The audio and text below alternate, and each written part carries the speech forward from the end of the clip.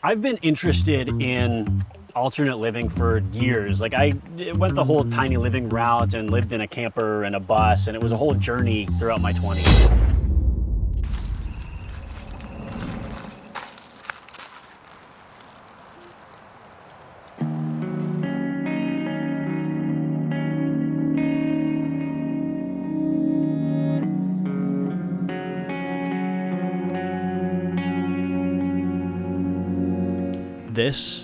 This camper was my home from June 2018 until January 2019. And before that, I lived in a bus. Actually, I've got a picture of it. This was me back in 2016, 2017. I bought this bus sort of on a whim. I was tired of living in apartments. I was tired of living this life that everybody else was living. So I wanted to find something different, and I did, and that was van life. It was just starting to take off, and I was curious about it. And so I took the leap into this bus, and I had no idea what I was doing. It broke down an incredible amount of times, and then eventually I get into the camper that you see here.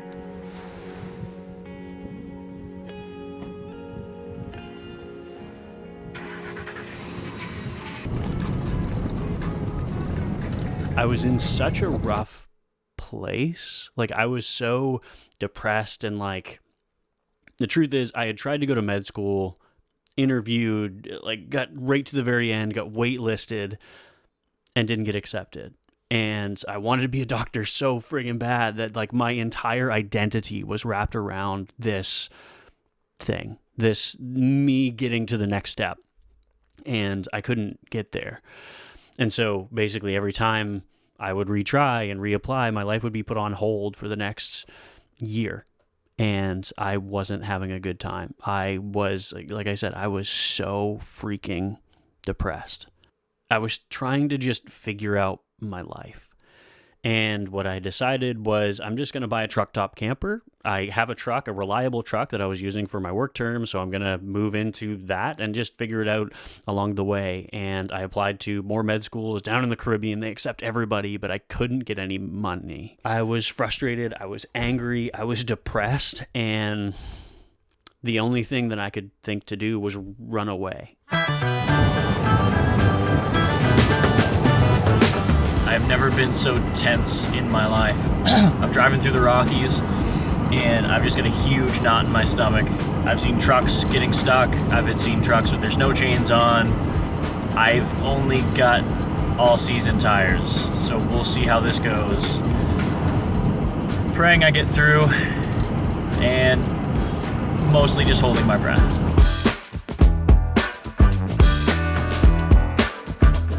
I took the longest trip across the country as I sort of could. I just dawdled. As long as I still had money in my bank account to pay for gas, I was good. And that's what I did. I left. In the darkness, when it's hardest, See that water? oh, the light is Water. always shining bright. But everything's covered in ice. Darkness, when it's hardest, oh, the light is always shining brighter than the rain. The sun is shining brighter, higher than the clouds that bring the rain. The sun is shining brighter, the sun is shining brighter than the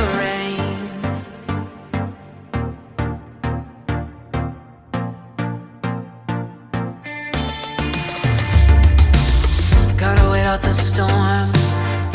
Waiting, you'll see. I went to Mount Carlton and experienced that on a rainy day, and I went to Quebec and flew my drone where I definitely shouldn't have flown my drone. I went to Saskatoon, which was one of the prettiest cities I've ever been to. Like, it's beautiful, but still I don't love cities. And then I found myself in BC, and I remember when I got to Vancouver Island, I was like, okay, let's keep going. Let's go as far as we can. I went to Victoria, and I parked in Victoria, and I was like, holy shit, I made it. I've done it. And I remember putting my feet in the Pacific Ocean, and I was like, what now? What do I do? And I thought that was it, that would have to go home. I'd have to go back to real life. Maybe I'd go back to Calgary where my aunt lives and I'd stayed with her for a while. And I was like, okay, maybe I can just get a job and go back to real life. Like, this hasn't been real. And that's what I tried to do. I stayed in BC for a little while. I had a job on a fish farm, which was kind of surreal. But again, I was living in the camper. I was super depressed. And it just wasn't fulfilling. I was away from friends. I was away from family. I was making a shit ton of money. But I was so very depressed.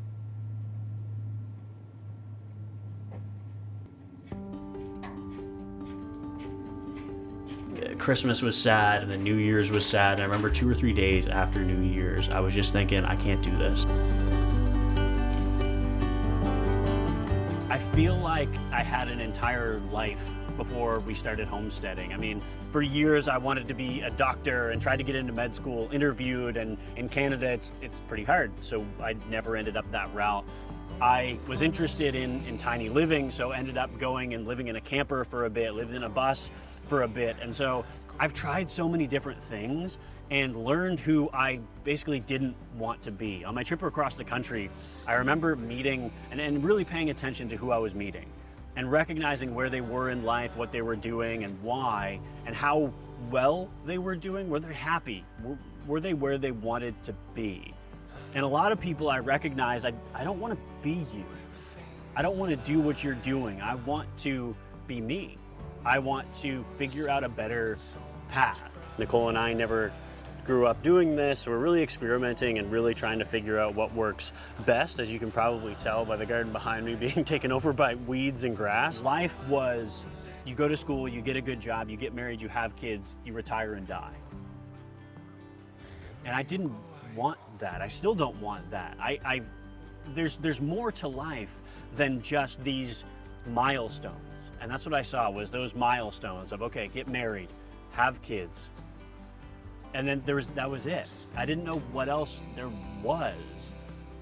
But when you take charge of your own food, when you are growing your own food, when you're responsible for, I mean, here we're responsible for hundreds of lives, you have a deeper meaning and a better connection to nature and to everything around you.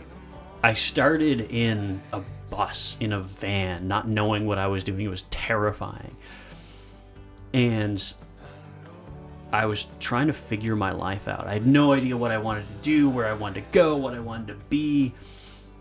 And then when COVID hit, life kind of stopped. Everything stopped. And I took inventory of my life, what I was doing, what I wanted to do. And I recognized that I was ready to, for lack of a better term, settle down.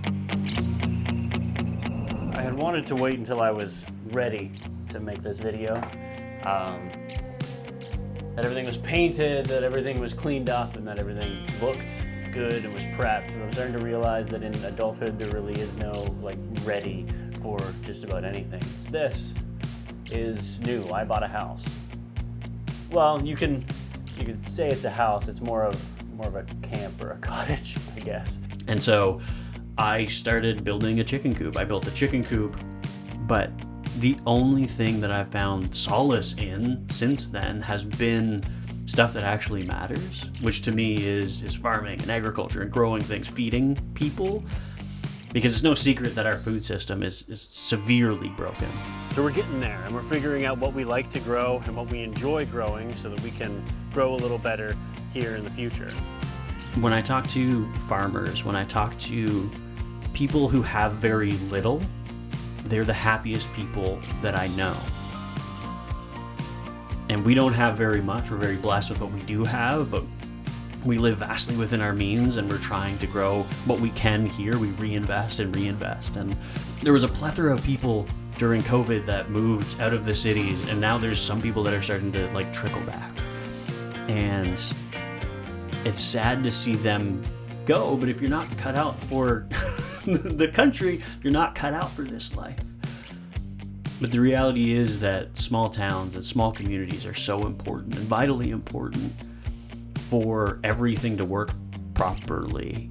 The cities wouldn't exist if it wasn't for farmers that were able to feed them and to continue feeding them, keep the store shelves stocked. Otherwise, they quite literally food deserts.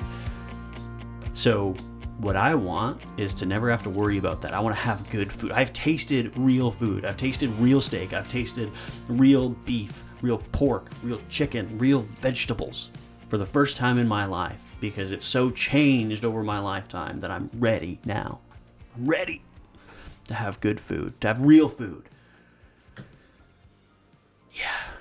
It's been a journey to go from this guy, from living in a bus to here now.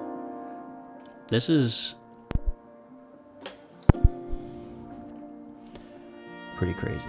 If you had many small farms, if you had many homesteads that could provide for your community, then everyone will be better off, because you're not worried about those poor animals that are used and abused in factory farms. And in turn, people have supported us and allowed us to be able to learn these things and turn around and either entertain you by messing it up and trying again, or being able to educate people by figuring it out and then subsequently teaching it.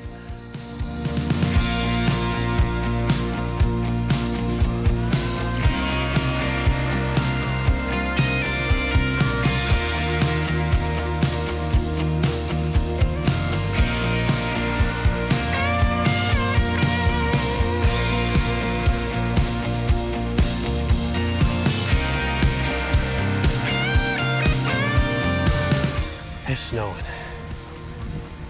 7 days a week, 365. Gotta take care of the animals, because this is the life we chose. This I'm concerned about, though.